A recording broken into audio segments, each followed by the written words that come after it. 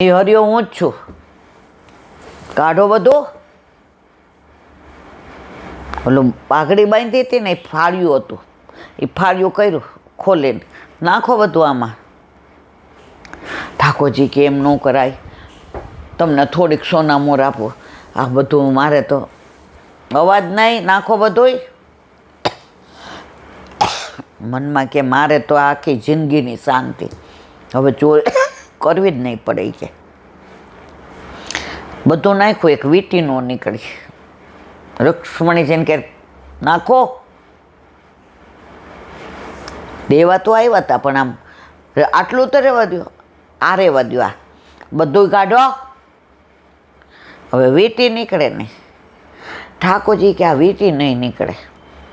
એ કે લાવો કાઢું, ન નીકળે. એ કે કાપીને કાઢીશો. એ કે આ હીરા તો કોઈ નોર કરતાય મોટો છું, આ વેચી નાખો તો મારે તો જિંદગીની શાંતિ. ભાઈ આટલું તો નાય, આ હીરો ભારે ભારે મોટા મોટો સરસમાં. જેવી આંગળી કાપવા ગયા ને ઠાકોરજી ચત્રભુજ સ્વરૂપે પ્રગટ થયા. ઓલાએ જોયું દ્વારિકાધીશ કી જય. પ્રભુ મેં કેવું ગુનો કર્યો છે, તોય મને દર્શન આપ્યા.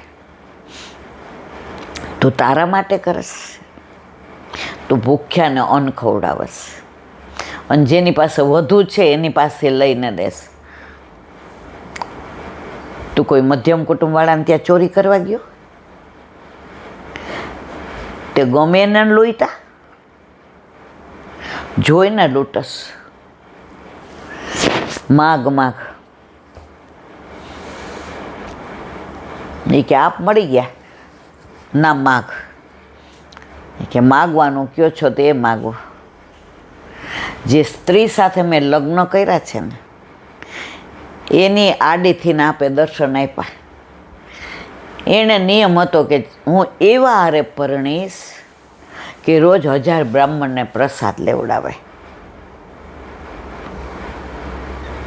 મારું તો જીવન એવું જ હતું, 3 માળનો બંગલો, મેલ, હીરા મોતી ને માણેક. મારે તો ક્યાં, આપે તો મને આમ ખોબલે નહોતું આપ્યું. મેં તો ખોબો માગ્યો તો આપે દરિયો આપ્યો. એને દર્શન, એને બોલાવ્યા, યુગલ સ્વરૂપના દર્શન કર્યા. બે ત્યાં લીલામાં પહોંચી ગયા. કહેવાનો આશય એ, જો પત્ની હોય, બૈરી હોય, વાઈફ હોય અને ધર્મપત્ની હોય. ધર્મપત્ની હોય ને તો આવો મેળ પડી જાય. બાકી પત્ની હોય તો લૌકિકમાં તમારી રગડ રગડ કરે છે. જોયું, બેન આવ્યા હતા, તમે સાડી લઈ દીધી, મને કોઈ દી પૂછ્યું? અમને ક્યાં ઘરમાં ગણો જ છો.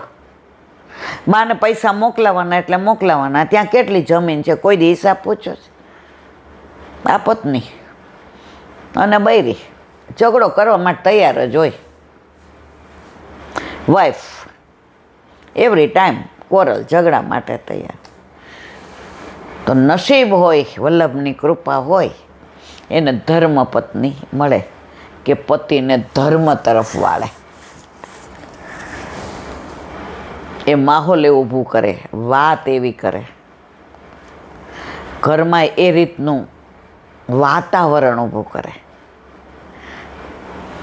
કે એની અસર પડે ને પડે છે. નહીંતર ઓલા જેવું થાય. 2 પોપટ વેચાતા હતા એટલે રાજાને દેવાને ત્યાંથી નીકળ્યા. મને લાગે અહીં કીધું છે પણ આનું અનુસંધાન છે એટલે કહું છું. રાજા કે આ પોપટ તો જો.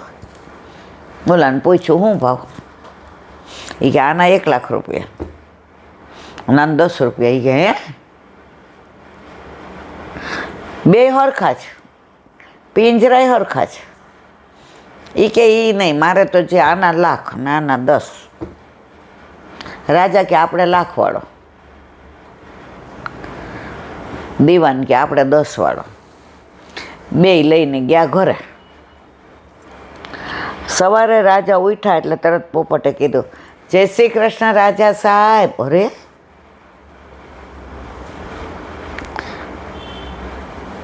રાજા તો રાજી થઈ ગયા, અંદરથી એનું ખાવાનું બધું લઈને પિંજરામાં મૂક્યું. ધન્ય ભાગ્ય ધન્ય ઘડી, આ પોપટ તો જો.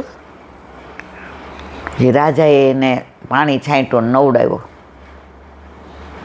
પછી બોલે ઓમ ભૂર્ભુવસ્સુઃ તત્સવિતુર્વરેણ્યમ ભર્ગો દેવસ્ય દેવ ધીમહિ ધિયો નઃ પ્રચોદયાત. રાજા કે આને કરોડ કીધા હોત તોય દઈ દેત. હું તો નહોતો લેતો કે ભાઈ કાંઈક લાખ દેવાય, એ આ પોપટના તો કરોડ દેવાય. અને દીવાન સવારે ઉઠ્યા એટલે ઓલો કે એ ખાવાનું તો લાવ હારા, હું આયલો આવો સામના, અને આવડી મોટી દીધી જે મારે ન બોલાય. પિંજરું તોડે એવો તોફાન કરવા માંડ્યો. બપોરે બે દરબારમાં ભેગા થયા. રાજા કે તમારો પોપટ શું કરે છે? એ કે આટલી આટલી બોલે છે ગાળો. એ કે મારો પોપટ તો આવી. એ કે હે? હા. બીજે દી બે ગયા ઓલાની પાસે. એ કે આ એક જ જાતના પોપટ, એક જાતનું પાંજરું તારી પાસેથી લીધા. હા, 1,00,000 વાળો આવો ને 10 વાળો આવો. એ કે આપણે સમજીને જ ભાવ કર્યા છે. 1,00,000 વાળો હતો ને એ ઋષિ મુનિને ત્યાં હતો. એટલે ઋષિ રોજ ઓલું યજ્ઞ કરે ને, તપ કરે ને, શ્લોક બોલે ને, તો આ ત્યાં રહ્યો. એટલે આ બધું એ શીખો. અને આ કહાઈના ઘરે રહ્યો છે, એટલે જીભ કપાય એવું જ બોલે. એટલે એના 10 રૂપિયા મારે તો મફતમાં દઈ દેવો હતો. અહીંયા રાખીને કરું હું, આ ગાયડું બોલે છે. રાજા કે જેવો સંગ હોય ને એવો રંગ લાગે. એટલે જ આપણને કહ્યું છે ભગવદીઓનો સંગ કરવો, વંચકોથી દૂર રહેવું. ન મળે ભગવદીઓ તો અસંગ રહેવું, એકલા રહેવું, પણ દુસંગમાં પડવું નહીં. બોલો વલ્લભાધીશ કી. વ્રજ વિહાર. વ્રજ તો વ્રજ, વ્રજ વિહાર આવે ત્યારે હોય કે આખો દિવસ ઘર હોય કે બહાર હોય, કોઈ આવે. વ્રજ યાદ આવ્યા વિના રે ને. આટલી બધી દુનિયા આખીમાં ફર્યા હોઈએ, આપણે વારંવાર સ્વિટ્ઝરલેન્ડને યાદ નથી કરતા. રોમ ને પેરિસ બધે જઈ એવા બરાબર, કોઈ યાદ કરીએ? જિંદગીમાં યાદ આવતું નથી. પણ કોઈનો ફોન આવે ને, ઈલાબેન વ્રજમાં જાય છે, ગોકુળમાં 2 દી રહેવું છે. અરે આપણું મન તન ભલે અહીંયા રહે, પણ મન તો ગોકુળમાં જ પહોંચી જાય. તરત એમ ત્યારે યાર આપણે ગયા હોત તો. ત્યાં વળી કોક આવે, આ કોનવારાન પ્રસાદ ગોવિંદ કુંડ આગળ મુખારવિંદ છે ને ત્યાં કરાવ્યો હતો. અને એટલો આનંદ આવ્યો વ્રજવાસીઓને, વૈષ્ણવોને. અને વાંદરા તો એટલા હતા, બાપરે બાપ. એ તો એનું તો ઘર છે, આપણે કોક દી જઈએ છીએ,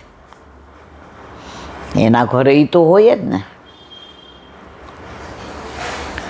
આ વખતે તો બહુ કીર્તન કર્યા ને ધોળ ગાયા ને. ઈલાબેન એવા નાચ્યા. મારા મિસ્ટર તો લાકડી લઈને હાલતા હતા ને, લાકડી મૂકીને નાચવા માંડ્યા. એવો આનંદ કર્યો.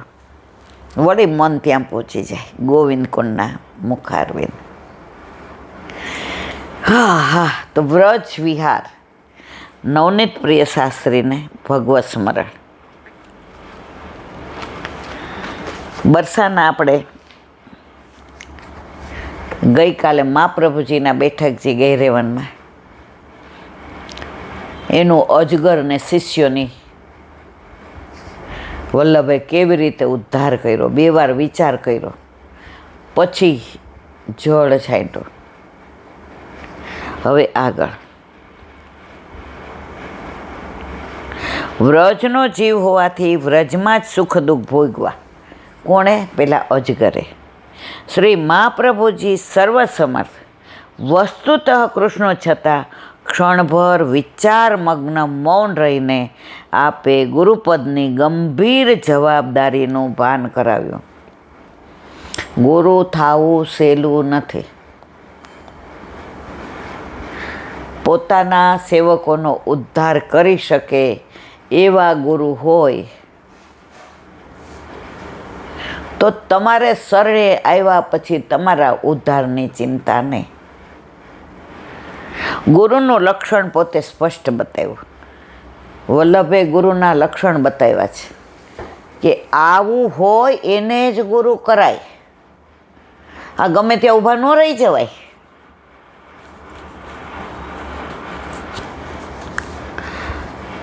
એક બેન કે અમારા ઘરે તો એલા બેન સ્વામિનારાયણ, તોય મેં તો એ કે કંઠી પહેરી લીધી. મેં કીધું કોને? એ કે વૈષ્ણવની. મેં કીધું હે? મને કે આ એ કે સવારે આ પાઠ કરું ને સાંજે સ્વામિનારાયણના. અર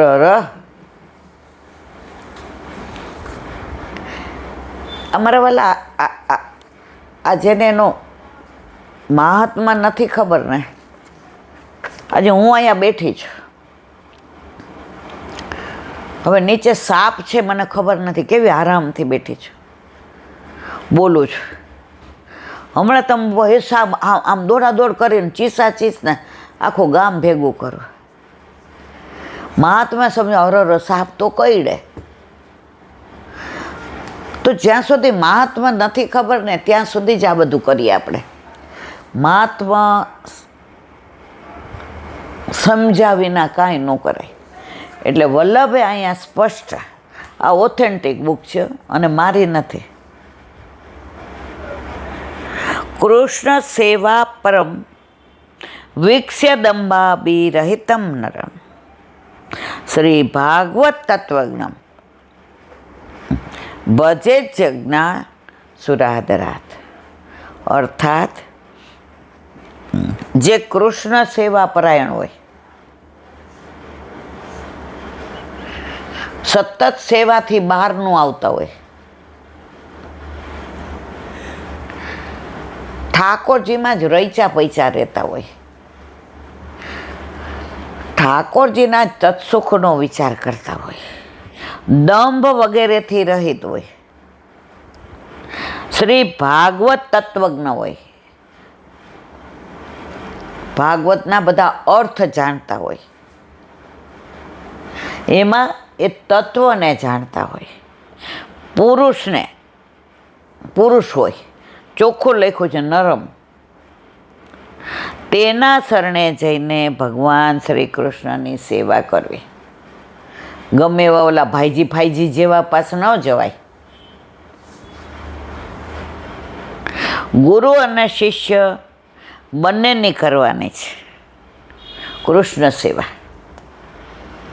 કૃષ્ણ સેવા પોતાના તનથી, પોતાના ધનથી અને પોતાના મનથી થાય. તન આયા, ધન બીજે. તનુ વિત્તજા છે, તનુજા અને વિત્તજા નથી. જ્યાં આપણા તનનો, શરીરનો ઉપયોગ થતો હોય ત્યાં જ ધનનો થાય ને ત્યાં મનનો થાય. આપણા ઠાકોરજીમાં આપણા હાથ પવિત્ર કરતા હોય એટલે આપણું શરીર ત્યાં તન. તો આપણી આવક એટલે આપણું ધન પણ આપણા ઠાકોરજીમાં જ વપરાય. ગુરુ ઘરની વાત જુદી છે.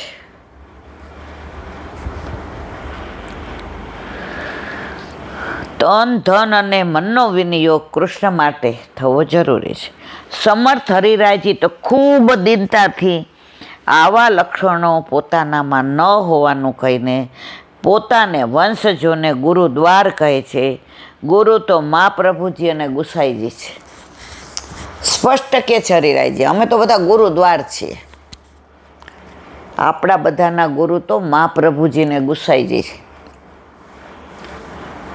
અમે બ્રહ્મ સંબંધ દઈએ છીએ ત્યારે વલ્લભ અંદર બિરાજીને આપે છે, અમે નથી આપતા. આ ગ્રંથ ઓથેન્ટિક છે. અહીં પર્વતની એક શિલા પર ભગવાનના શંખના ચિહ્નના દર્શન થાય છે. જો ગહેરેવનમાં તો એટલું બધું છે.